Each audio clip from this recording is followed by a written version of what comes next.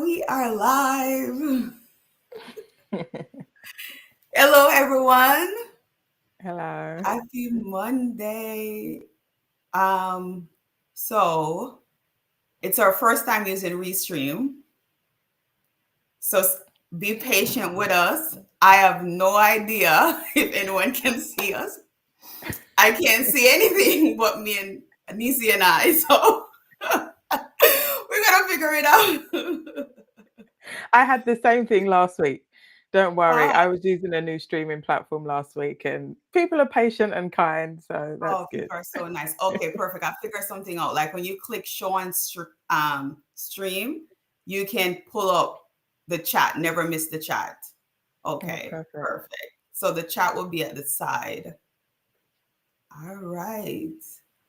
Okay, should we get started? Good Let's go. morning, Nisi. Good morning, everyone. Well, is it good afternoon for It's you? good afternoon here. Yep. Man, but I am doing great. I got up earlier. It's I think we have a few minutes. It's not quite 7 a.m. yet, Okay. but I Yeah. got up at 6 a.m. and I'm so proud of myself. So You proud. should be. Mondays are rough. So, Mondays are rough, but it's yeah. okay because I'm trying to do better because I want to start working out before work. Okay. That's what I do. Mhm. You do it? See, Yeah, gym, I do. yeah, that's Yeah. good. What time you get up?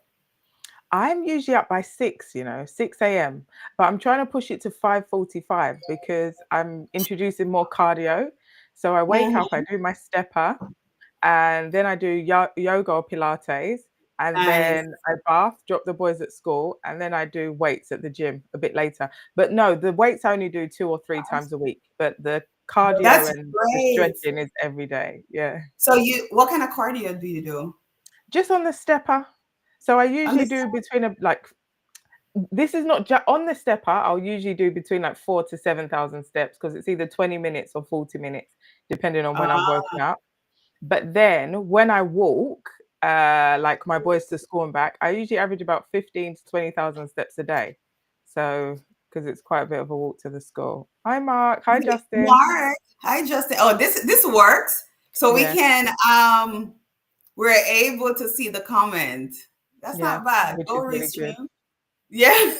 Hi, Mark, Justin. Happy Monday. Happy Monday. So we can get started, Nisi. Yes, let's go. Okay, let's get started. I have a presentation, just something for a visual for Mm. us. Um,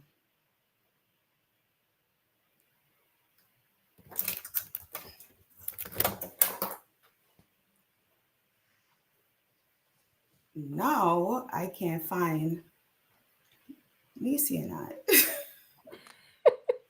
It's Monday. Put it down to it being It Monday. is. It's Monday. I was like, no, I can't find us. Okay, let me share my entire screen. So, guys, we're talking about something really important today. I think it's quite important, and we've been seeing it a lot. So, I wanted us to start with the problem. Nisi, can you see my screen? I can. And you can see my face too? Yeah, I can see both All of right. us. There's the presentation, and then we're down the side. We're down the side? Okay, Yeah. perfect.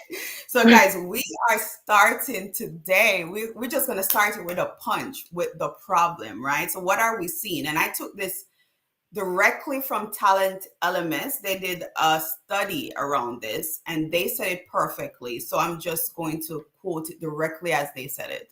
They said, in the aftermath of the pandemic, a new form of disengagement is taking root in the workplace, less visible than mass resignation, which remember the great resignation after Mm. COVID, yet no less damaging. This concerns people who remain in their jobs and report feeling some kind of workplace funk. While headlines fixate on burnout and turnover, something quieter and deeper is unraveling behind office doors and computer screens. Employees are silently cracking under persistent pressure. Paralyzed by factors such as tight job markets, an uncertain economy, and a lack of career growth, employees fear their skills are outdated and face emerging threats such as AI. Talent LMS latest research uncovered this phenomenon with the data to back the claim that employees are quiet cracking. What do you think about that, Nisi? It's powerful and it's so true. And I'll try and wrap it up in a second, but the thing that came to mind immediately is this is why it's so important for us to take ownership of our careers, our brands, Mhm. how we're perceived in the marketplace. Because for as Yes. long as you are at the mercy of your employer, because let's face it, we all have bills, we all have Mhm. responsibilities. As long as you are at the mercy of your employer, if you do not have any other way of kind of making an income and owning your journey, even when you are cracking inside and you don't want to be there, you're forced to be there for the good of your family and the responsibilities you have.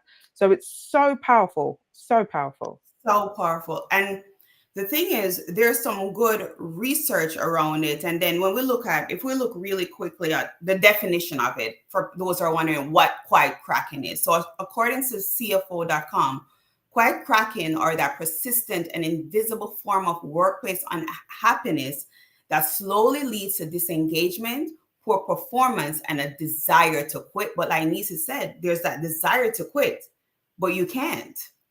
Mm, So what's happening is people are slowly and quietly suffering at work. That's what we're seeing. yeah. Yes, Natalie says Mm. good afternoon. Hi, Good Natalie. Hi, afternoon, Nat. Natalie. So I just want to, before we get into the discussion, I want to go over a few statistics, right, guys? So let me share my screen again. I couldn't see y'all, and I was feeling a bit lonely. It's like, where are my friends? Where are my friends at? So the research states that according to Talent LMS, 54% of employees experience some level of quiet cracking, compared with 47% who said they rarely or never feel this way. And in my opinion, I believe that this data is accurate. So much that I think it's more of one in every two employees. Because Mm. most of us, if we're honest, have experienced this kind of unhappiness, this kind of dread to be at work sometime or the other. Would you agree, Nisi? 100%. I'm actually shocked. I thought it would be higher. Me too. I don't. Me too. I think it's a lot higher than that. A Mm. lot higher than that. So they have a few more. So the stats, and I don't know why this is covering it. So they also asked what percentage of employees are experiencing that persistent unhappiness at work.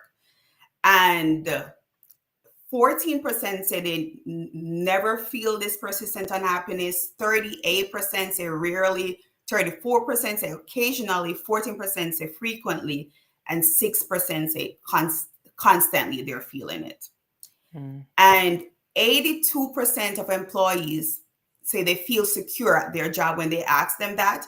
But when they ask those people if they see any future with their company, that amount dropped to 62%. So today we're going to really look at this when it comes to times of transformation. So if people are experiencing this at work, what happens then when it comes to times of transformation? You see, what do you think is going on with people then? I really do feel this is the thing. You know, there's that expression, the straw that breaks the camel's back. So ordinarily, a straw wouldn't break a camel's back, right? But when they're under so much pressure, that's where that expression comes from. And I think for somebody who's experiencing quiet cracking, any sort Mhm. of transformation or continuous transformation just completely erodes at them. And so I think what this means for organizations is if you're noticing quiet cracking when you're announcing a change, it's too late.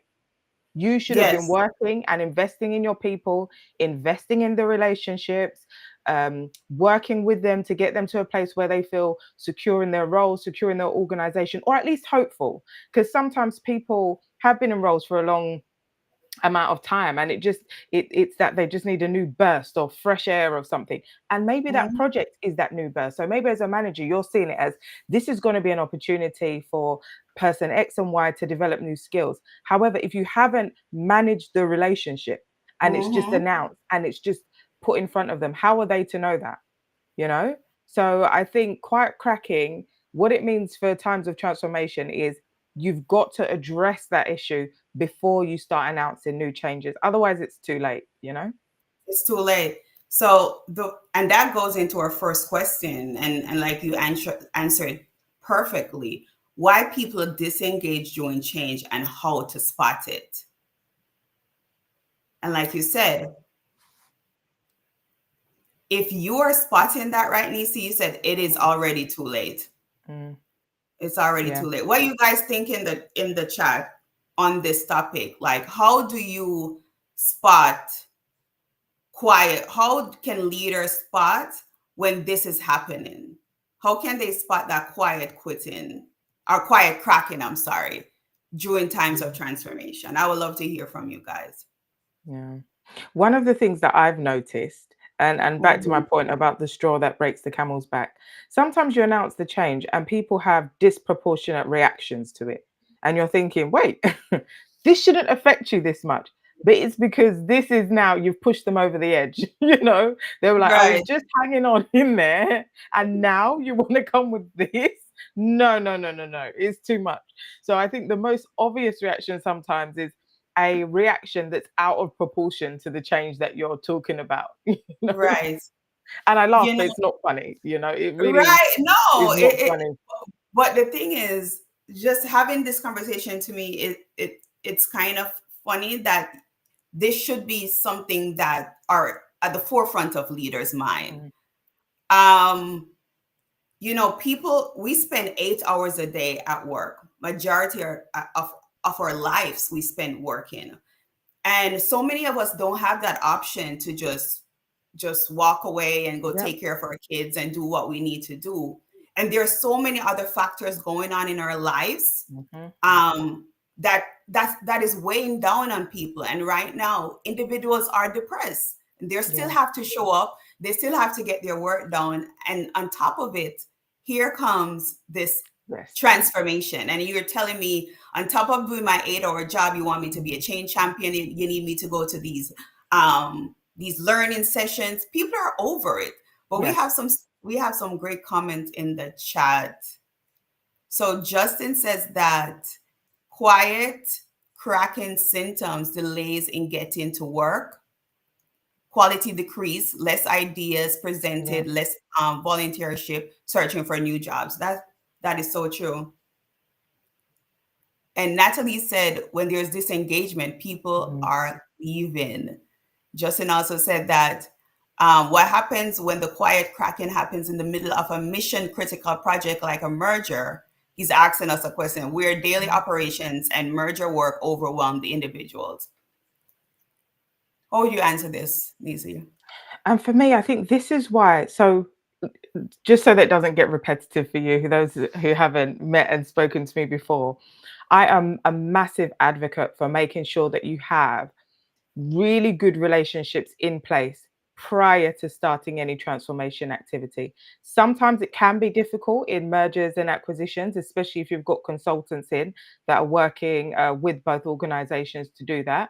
So it understandably is difficult to build the depth and breadth of the relationship that you would need.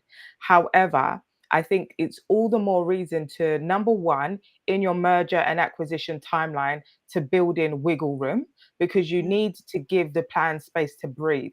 When people are having big reactions and when people are disengaging and quietly kind of cracking during these transformations, one of the worst things that you can do is to just push on and or push harder. You want to Hmm. respect the emotions that people are going through. You want to respect the fact that actually this is heavy. This work that I'm carrying. If it was a physical load, you imagine if somebody was carrying a physical load and you've got a long journey to go on, it's not at the point that they're on their knees that you'd start pushing them to run.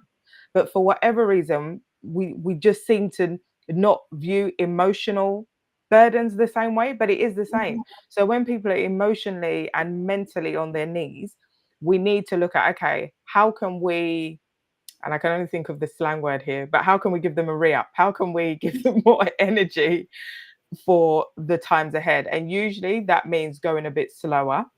Hmm. Usually that means giving them the space to input or even just to vent where they're at. Hmm.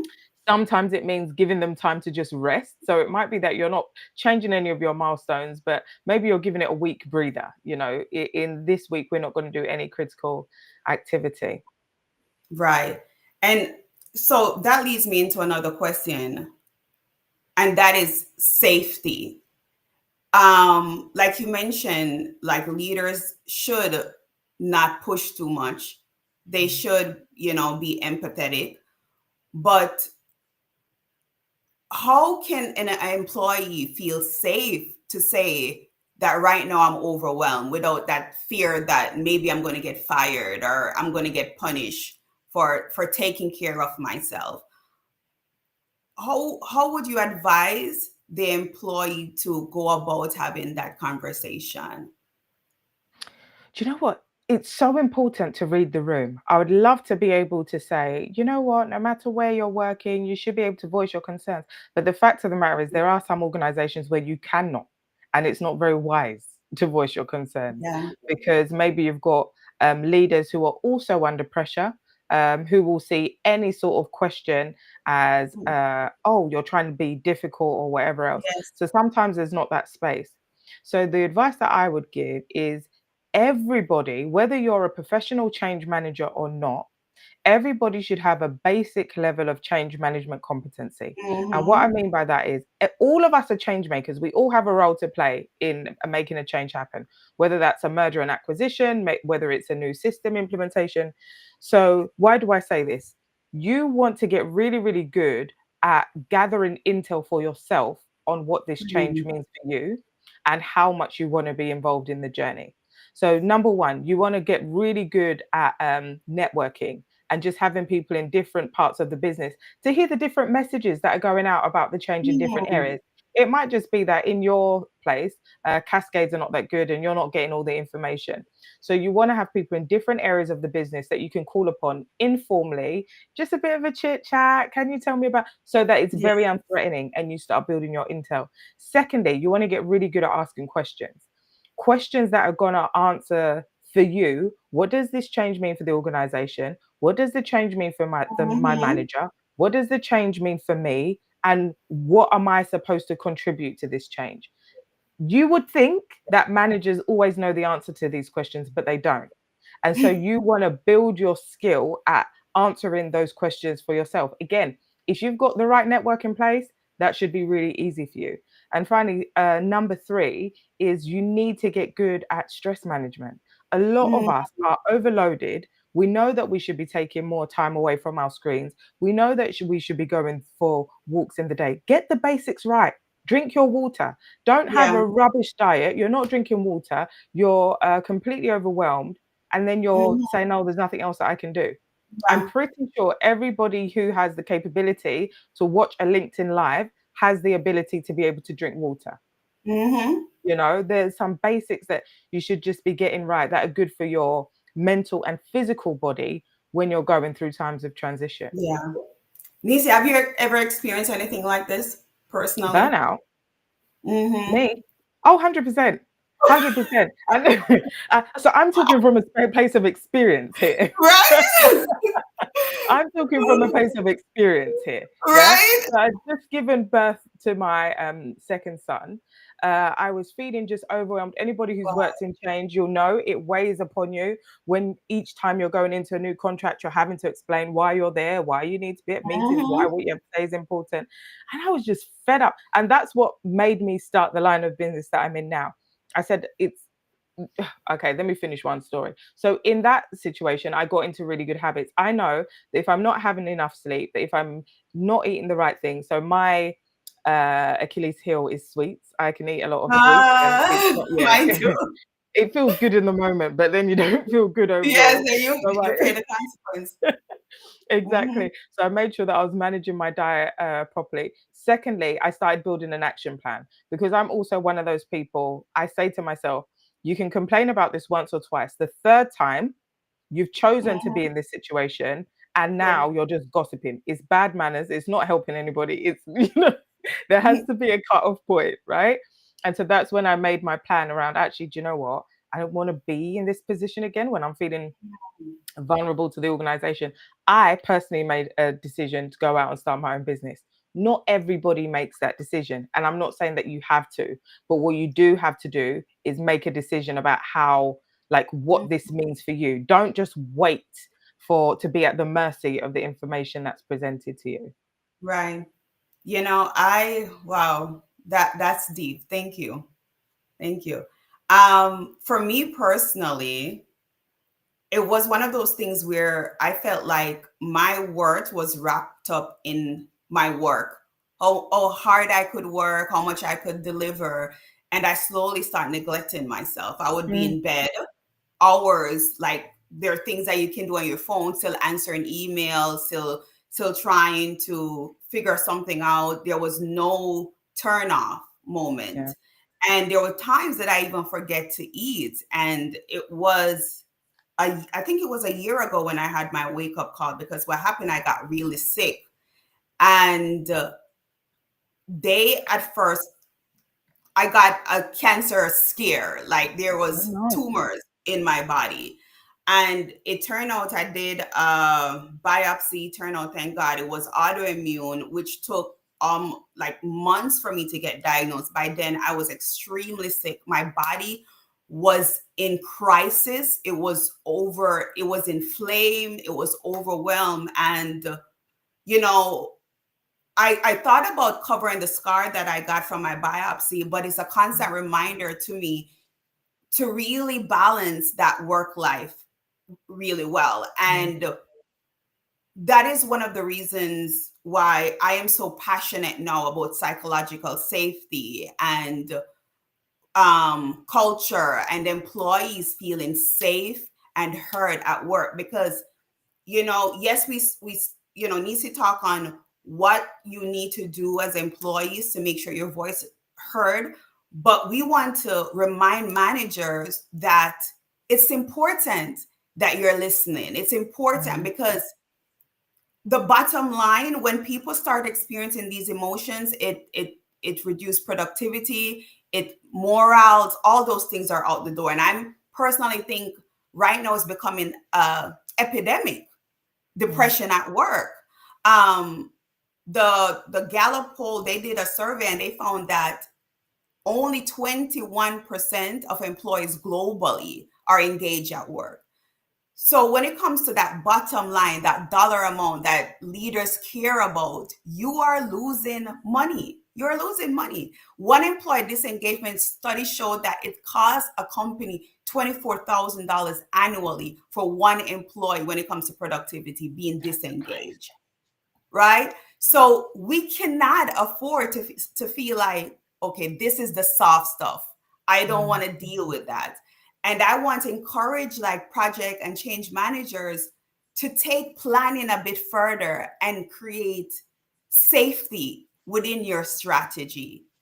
mm, I want to encourage us to not just be task doers and box checkers and we're doing all the assessments and we're doing all the things, but we need to be coaches.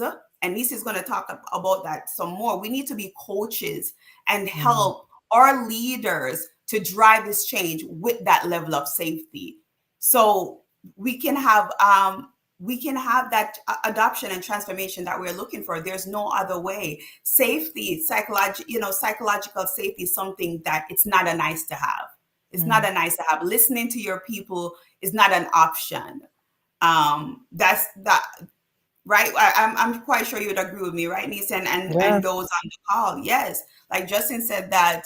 100% change management fundamentals are requirement for roles such as project management. True, everyone needs to know it. Mm. And that's right, to start with leadership and organizational culture to tackle quiet cracking.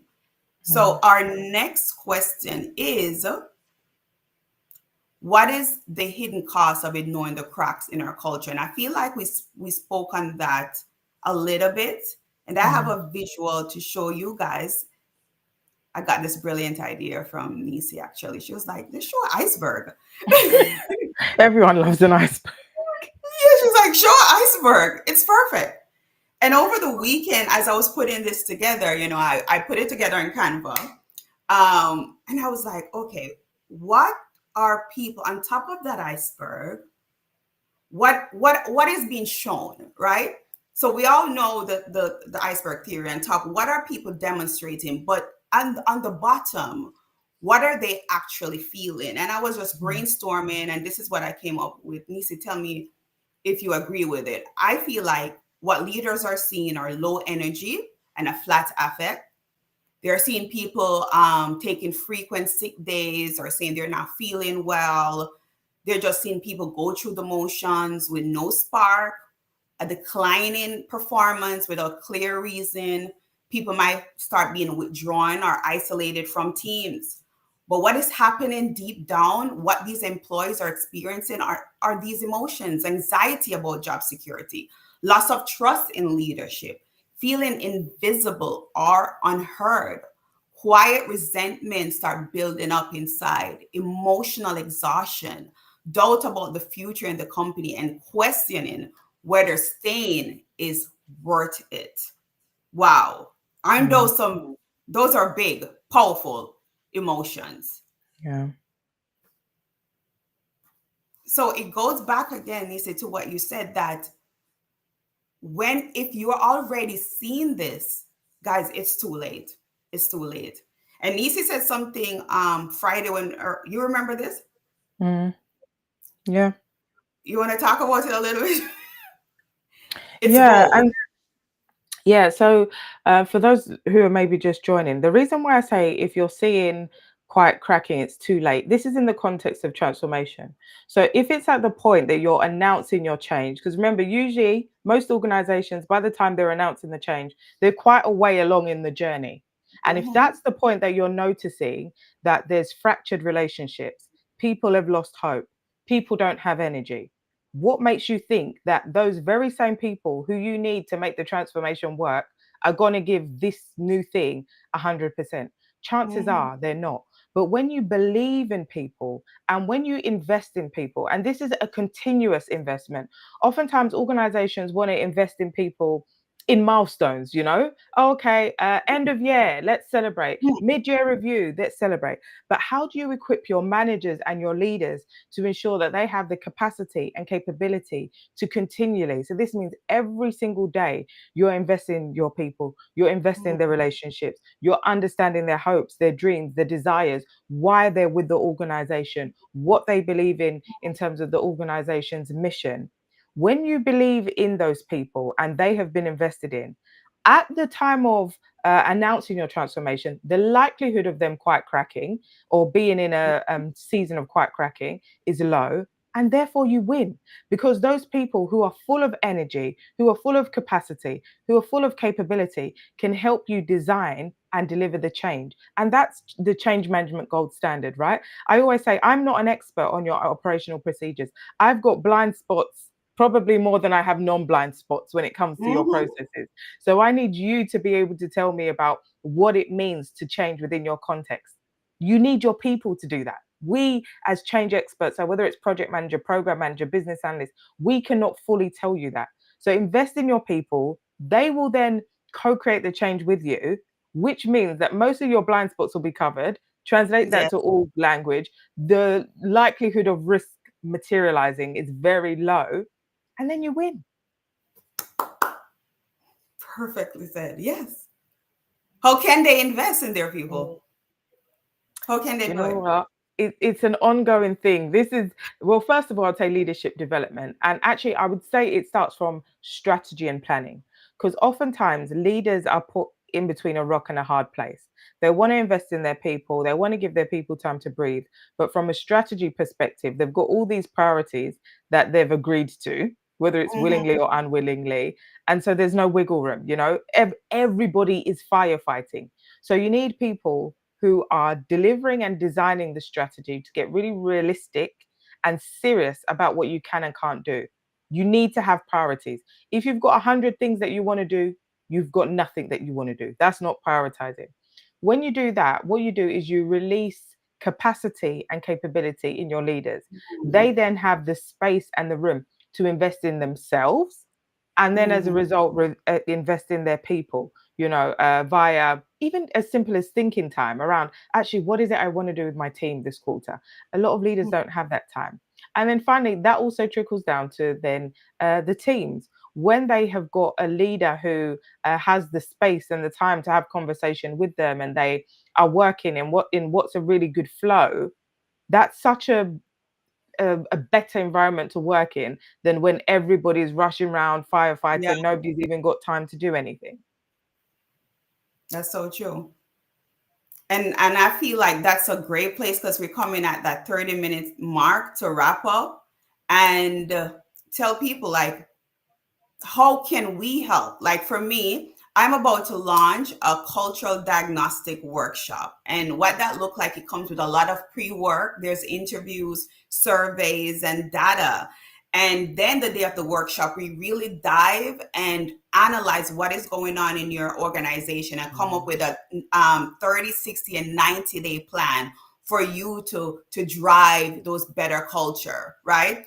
And this is perfect before any transformation. Absolutely. And like Nisi said, that if we are noticing these things, it's already too late. So how about investing in that analysis, investing in those workshops, investing in your people?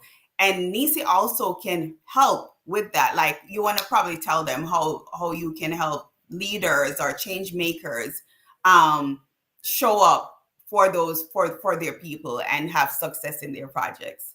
Yeah, absolutely. So you'll take note that I said it needs bold leaders who are able to say yes and no and to prioritize things.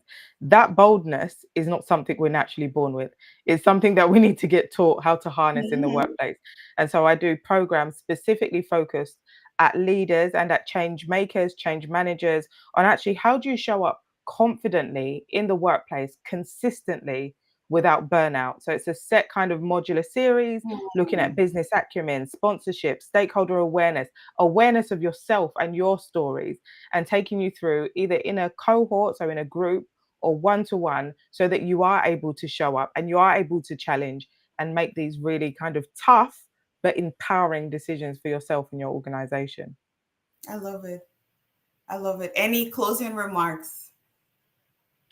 Thank you for having me. Thank you for listening and Thank you for being here. Happy Monday. Have a great week, everyone. Natalie said, thank you so much both for a great discussion. Thank you, guys. Thank you, Justin and Natalie. Justin, I know it's early for you. Thanks for showing up for us. We appreciate you, guys. We should take a picture. Yes. We should take a picture. Okay, how we do this? Print screen? Does it do it on your? I've got my phone. Are you taking it? Yeah. Oh my gosh. Man, I love it. I love it. I love it. Okay, guys. Thank you. Thank you. Thank you. Have a great week. Thanks, DC. We have to do this again. This was so much fun. Take care, everyone. Bye. Bye.